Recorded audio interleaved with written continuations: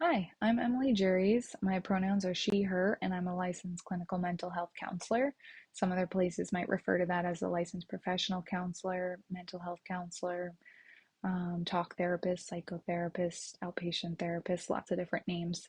I'm starting a channel on YouTube to help provide some more mental health awareness and also just some life coping strategies that we can use in our daily life, hoping to reach more people. I'm going to upload videos just surrounding any life topic, and then I'm going to provide some perspectives and some coping strategies that could be useful for some people. I'm going to also try to provide some additional resources along the way. Um, and one resource that I want to share right away is in the United States, the new 988 number. Um, we just had this go into effect this year, and it was very exciting that now, if there's any sort of mental health emergency or if you're dealing with suicidal thoughts and you don't know what to do, you can actually just dial 988 and you can get that mental health help. Um, People that are specializing in responding to mental health emergencies as opposed to calling 911. Um, Additionally, the scripts to these episodes are going to be posted on my website, like as a blog. So if you prefer to read content that way, that will be another way of getting this information. My website is juriescounseling.com, and I'll have that in the notes below. So I know that YouTube videos have the potential to reach a lot of different people. And so as Adrienne Mishler from Yoga with Adrienne always reminds me, take what you want and leave what you don't, right? So some of the stuff that I say might be useful and resonate, so take that. And some of the stuff might not at all. So leave that. And then today, in this episode, I also wanted to briefly talk about cognitive behavioral therapy, or CBT, because that's the primary approach that I use when talking through and working through life challenges. If you break down the term, cognitive is related to our thoughts, how we're thinking, and then behavioral, that's related to our actions and what we do.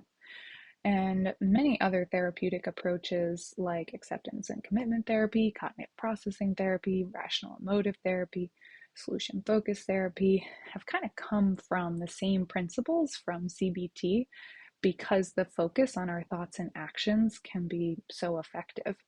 Um, to kind of diagram out what I'm talking about, if you picture like a triangle, and you have your thoughts on one point, your actions on another point, and your feelings on another point, they're all influencing each other. So try to imagine arrows going between all of them. Your thoughts are influencing your actions and your feelings. Your actions are influencing your feelings and your thoughts, and your feelings are influencing your thoughts and your actions.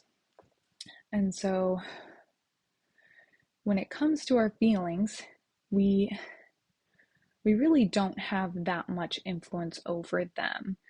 We don't actually have control over our feelings coming up and showing up.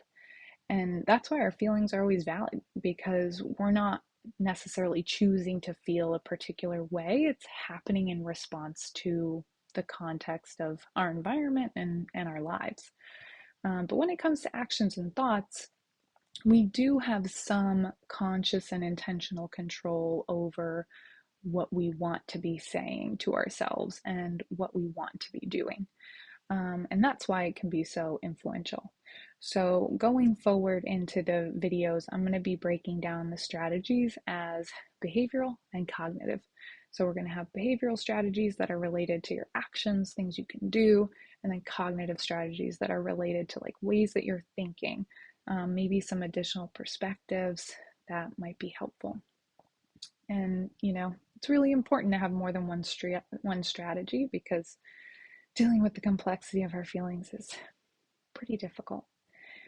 All right, so that's it for the introductory episode. Feel free to ask any follow-up questions or provide any ideas for topics that you'd like to hear from me in the comments below. And I hope you have a great rest of your day.